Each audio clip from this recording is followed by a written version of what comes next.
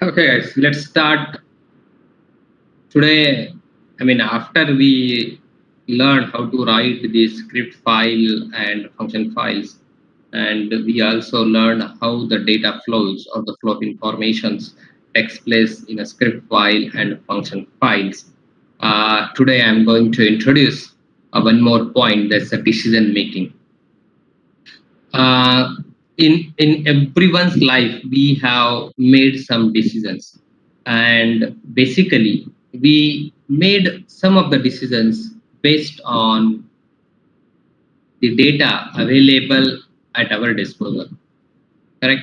So if some data is available, based on that data and based on the conditions or the situation in which we are, we make decisions. For example, while entering the VNIT or taking the chemical engineering branch, you might have other options too, correct?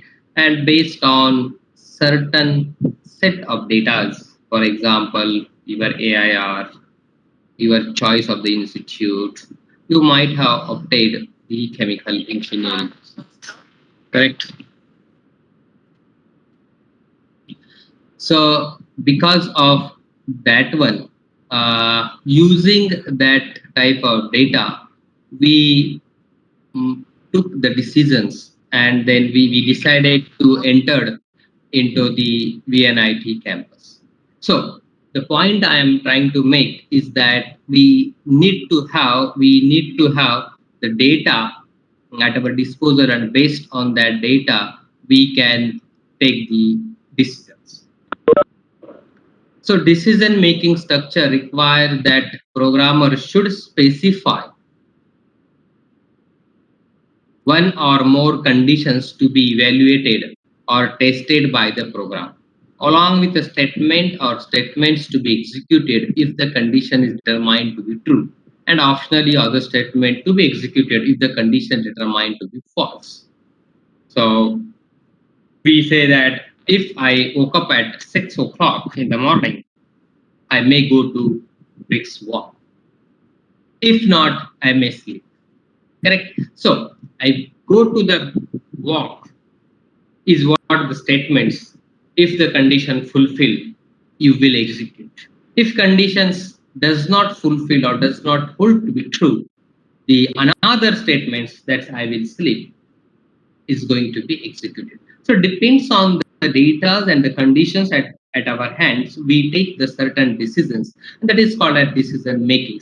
In a similar way, there are structured formulas or the structured syntax available in Matlab for taking or making certain decisions. Uh, so Matlab has its own syntax for control flow statement. That is, for example, for loops, if else, if loops, and while loops. These are the three widely used loops available in Matlab. Available in Matlab. In addition, it provides three commands. That's the break. Break is a statement inside the for or while loop, terminates the execution of the loop even if the condition is true. Even if the condition is true. So break, once if you use the break in any for loop or while loop, it take out the cursors out of that for loop or while loops. Error is another statement where the command, error or message inside a function or script aborts the executions of that files. And return is basically simply returns the control to the invoking functions. So these are the loops or decision makings available with us in Matlab. So the first we will see if, and then if this condition is true, execute these many sentences and end. So an if end statement consists of a Boolean expressions followed by one or more statements.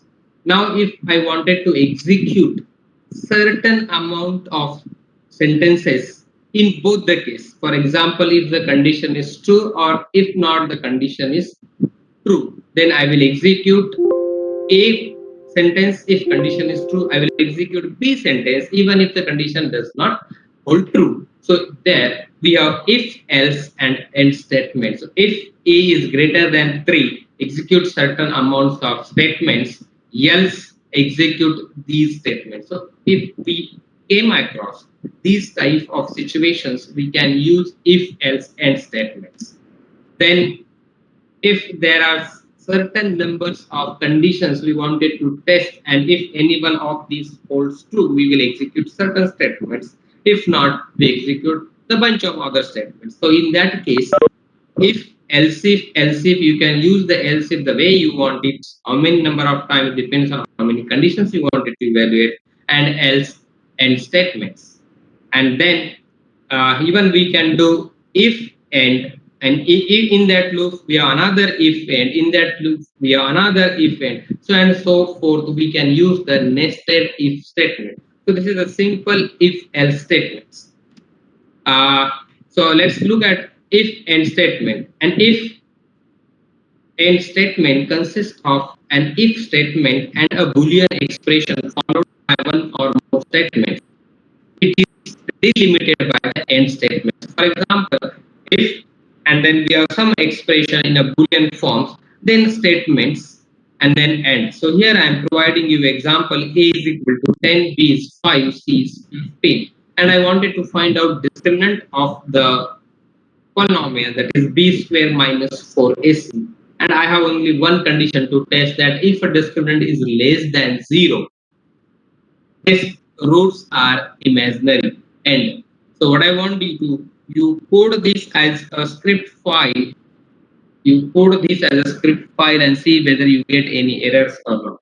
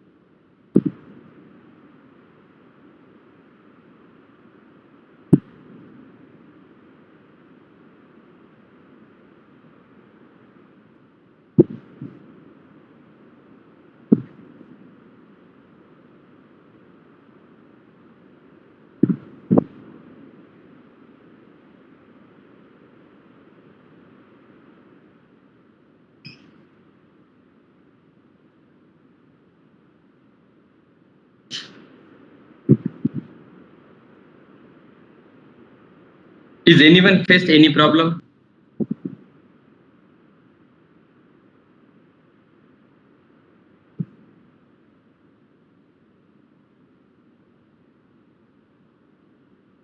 Now we had only one conditions which we wanted to test. So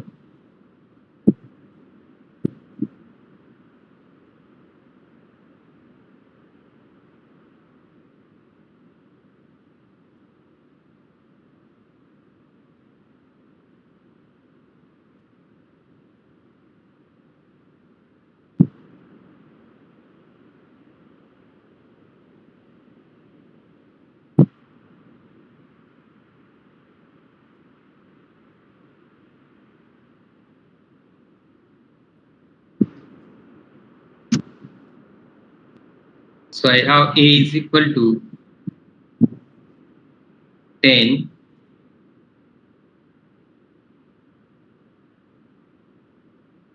A is equal to 10, B is equal to 5, and C is equal to 25.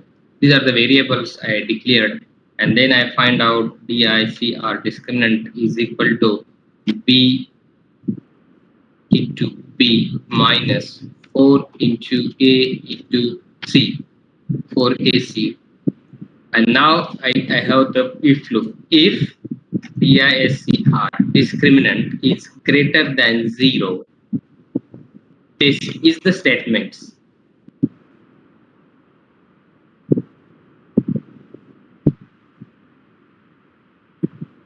Less than 0, discriminant, then I am typing just as roots are imaginary. The roots are imaginary.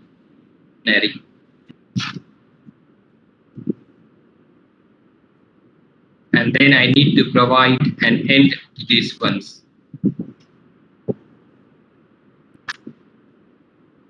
If every if has to be associated with end, otherwise it will give you error, and then I will execute.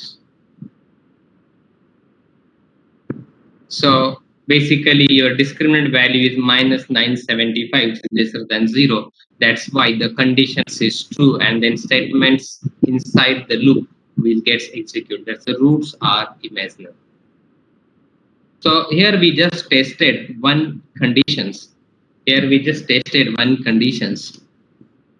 Now let's have another. If I wanted to execute something by default, so if discriminant is not equal to 0, else roots are is not equal to 0, or so is not less than 0, then this statement will going to be executed. That's the default statement. So if else and one of the statements will definitely going to execute. So let's see how I can modify this. So I have already if, then what I will write, I will enter here and write else, and then I wanted to test another things.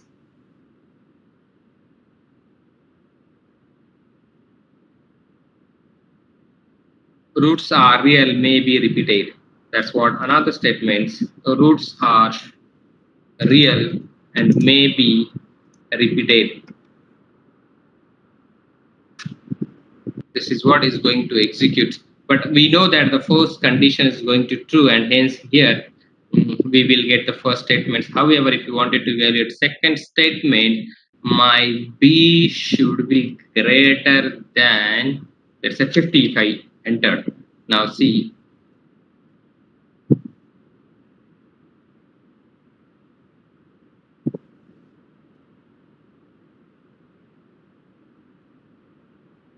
roots are real and may be repeated because discriminant value is 1500 now, greater than 0, and hence this condition fails.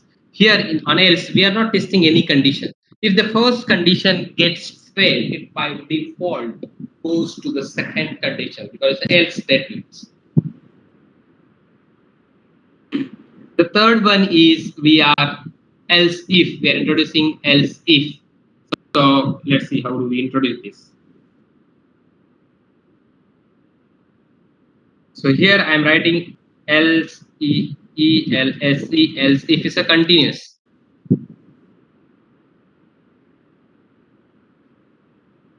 Else if I'm writing here else if. Now in here else if I need to test some things. So I am testing discriminant is equal to, see how I'm assigning equal to double equal to signs 0. Then test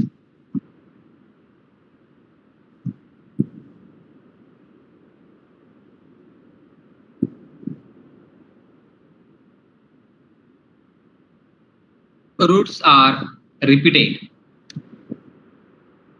So roots are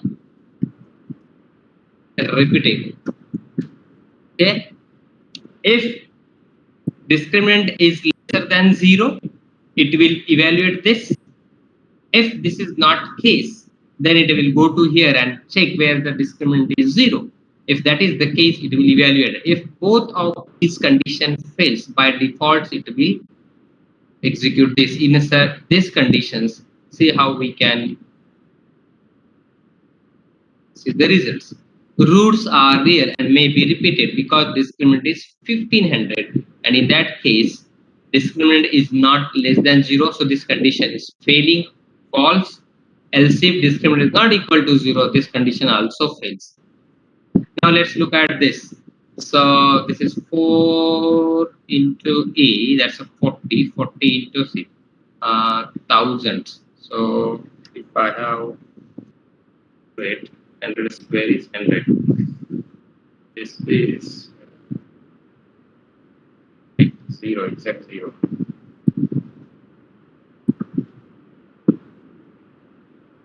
Roots are imaginary.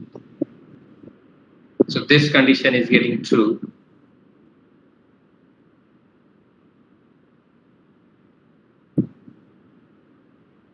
Again, it says roots are imaginary.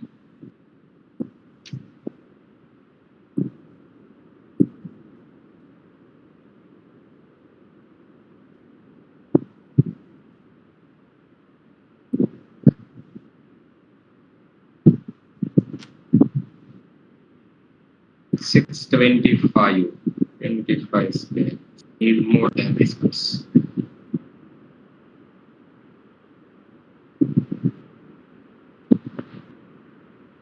With square of 40.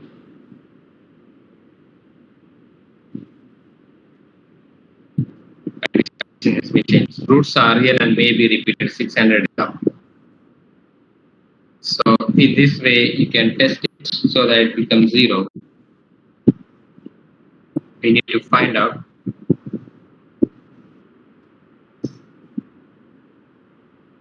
So this way, you can test various conditions if else if by putting else, and there is another way we can write nested loops.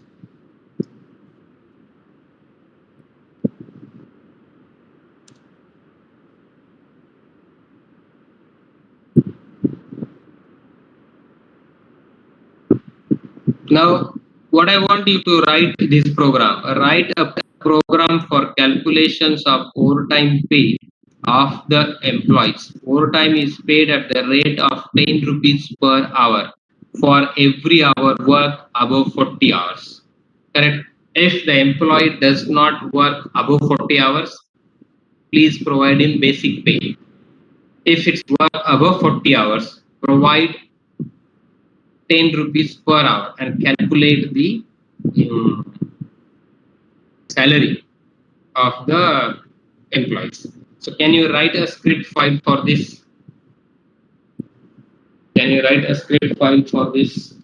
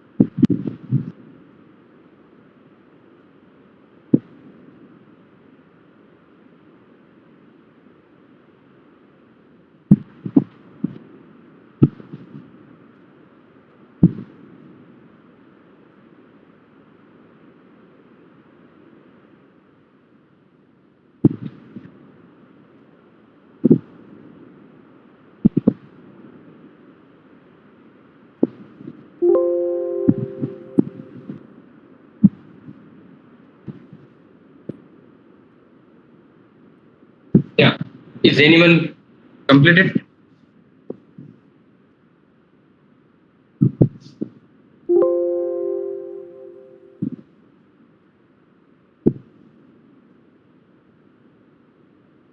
Required more time?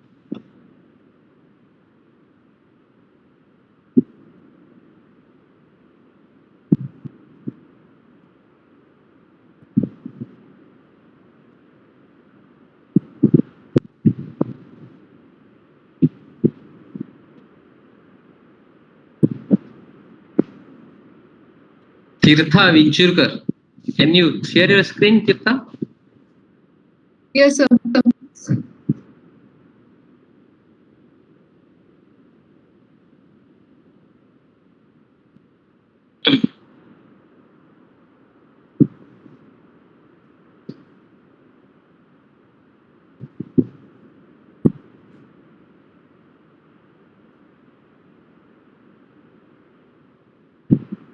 Sir, is it visible?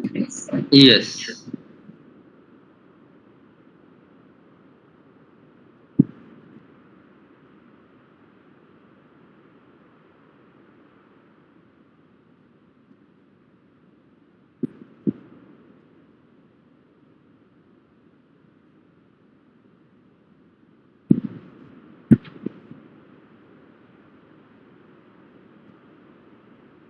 Yeah, so calculate the basic salary, Tirtha. Give a basic salary plus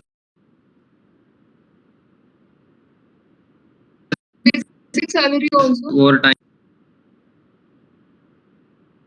Sir, I didn't get you. So plus employees. Okay. Sir, can you Sridhar, repeat it? 1997. I said calculate the salary to be paid to the Okay. employees. Let's have a basic salary for 40 hours, 2000 rupees. Yes, sir. Okay. Sridhar, can you share your screen? Yes, yeah. Is it visible? Yeah. Yes, sir. So this, like, I don't know if this will execute properly. Run it. It will.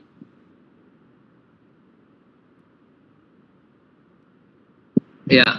It's We got OP. it's saying zero. Zero. So I think it's just running for the first. So what you do? You write so many. If you don't know how to write a for loop, write so many if loop for first element, second element, third element, fourth elements. Correct. So No, sir. how I know one how to how? write for. Uh, I know how to write for loop, but it wasn't taught it, so I thought like we just had to use if else. yeah. So if you know the for loop, you can write. Correct. Okay, sir. Okay. So is anyone has any doubts or any problems in the if loop? If not, then I'm quickly going to introduce the for loop.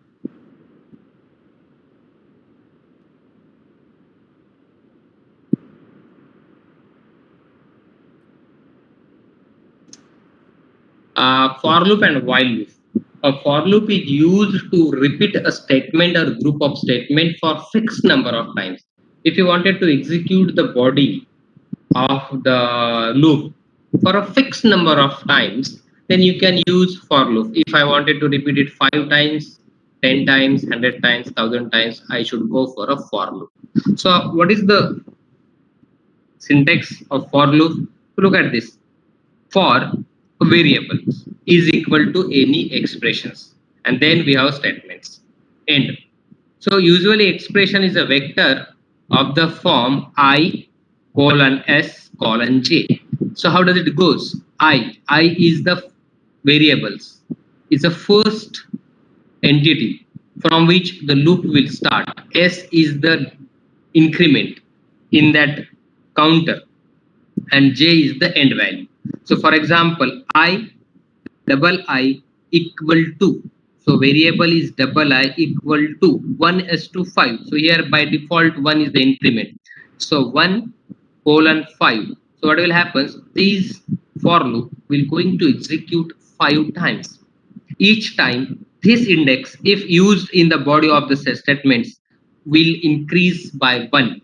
So the first time it will take value 1. So the value of x will become 1 into 1. So that's a 1, first value. When it goes to the second time, it will see that the increment is 1, and hence double i's value will become 2. So here 2 into 2, 4. Third times 3. 3 into 3, 9. Fourth time is a 4. So 4 into 4, 16. And last time it's 5. 5 into 5, 25. Then it goes again and finds out that its current value is 6, which is a greater than 5, the last value of these expressions. So it terminates.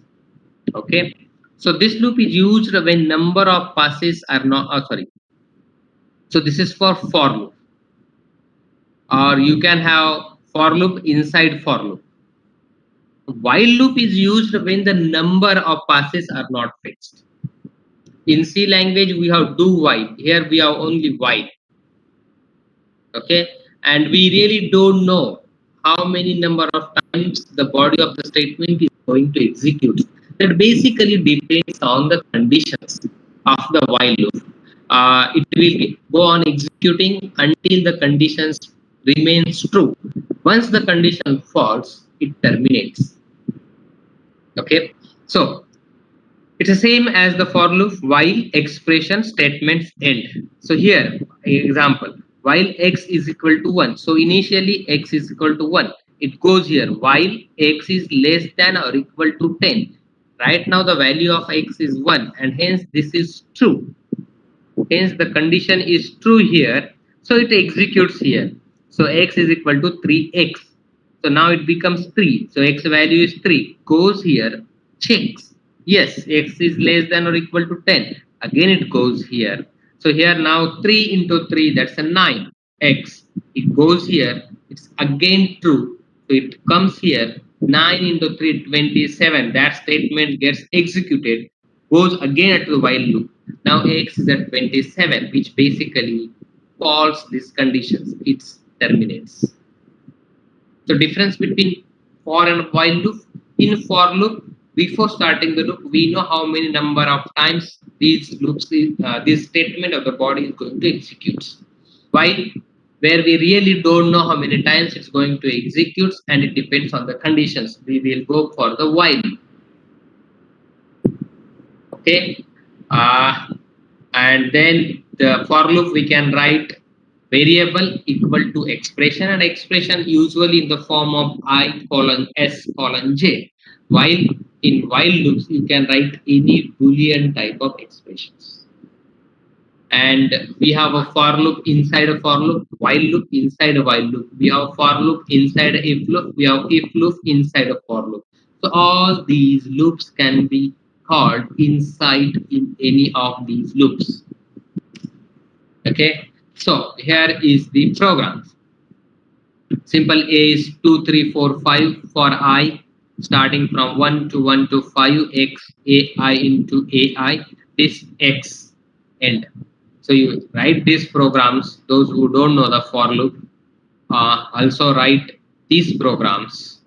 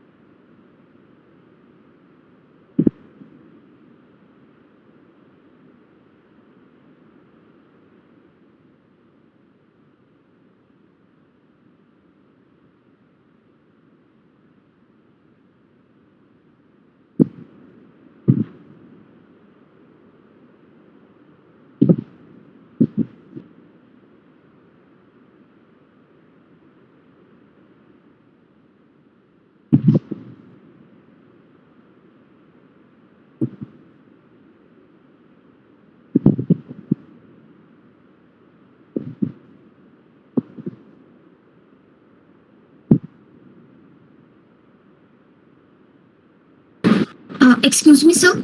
Yes. Sir, it's showing an error. Can you share the screen? Yes, sir.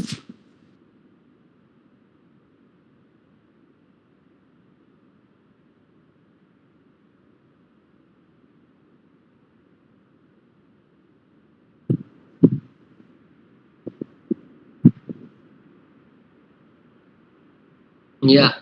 Can you tell me why it's showing the error, Sharwani? Sir, because of the index. Yeah. Which index?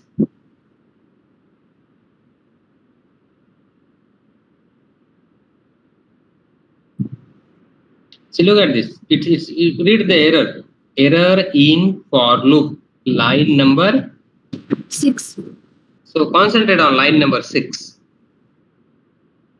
So what might be the error, Ivani, Sharwani?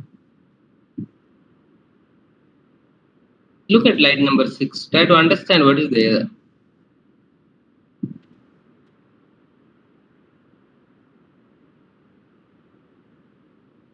What corrective action you will take to remove this error?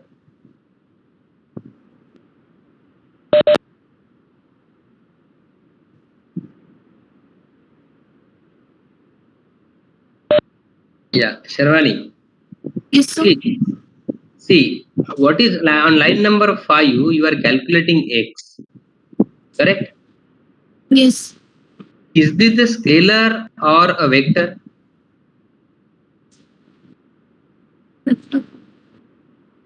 On line number 5, is this a scalar or vector? Sir, vector. Sorry, I am not able to hear you. Sir, vector. Line number 5, you are calculating x. You understand what is meant by vector and what is scalar? X. Huh? So, sir, Huh? no, sir, scalar. Why? Multiplying values. Huh? Speak loudly. I am not able to hear you.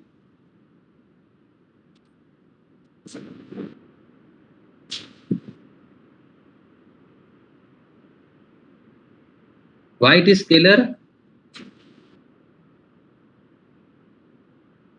So multiplying values. Scalar means it has a one value. Vector means this is very simple fundamental. Scalar is one value. Vector will have a lot of value in that set. Correct? So on line number 5, x does not have any index. X does not have any positional element. Correct? You just wrote x is equal to a of I into a of I. If i's value is 1, then a of 1 into a of 1 getting stored into x. Agree? So x is a Yes, sir. scalar. And on line number 6, you are asking him to as a vector. So run it.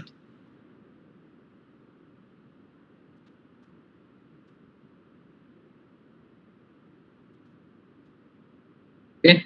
So Yeah. Is there anyone has any other problems?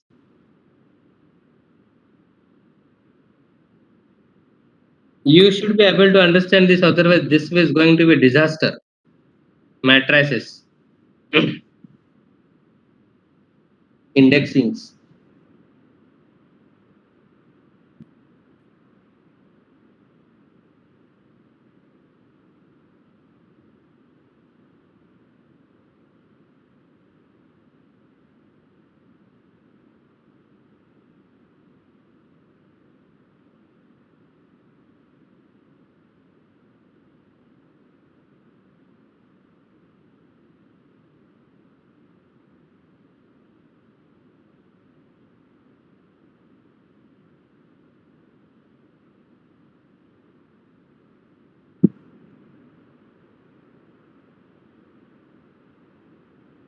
So you finished first one, second one, and third one. Take a snapshot of this and try to complete this at home. Here we have matrices, then we are using some commands, length of a, then we are summing it, multiplication it, squaring it, and you might want to display sum underscore d, mult underscore d, or square underscore d. So implement in these programs whatever we learn up till now.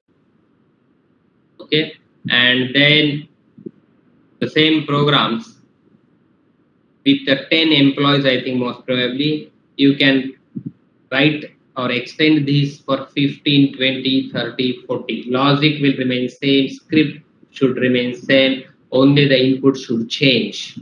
So your for loop should be flexible in that sense. So don't count this as a 1, 2, 3, 4, 5, 6, 7, 8, 9, 10, and then give your for loop for 10. Instead of that one, use a smart way. Even if there is a 10 elements, 15 elements, 20 elements, 30 elements, 1000 element, my program should work without modifications.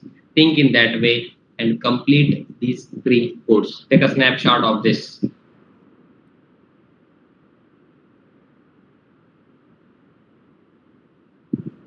Now going to stop here. We'll meet tomorrow.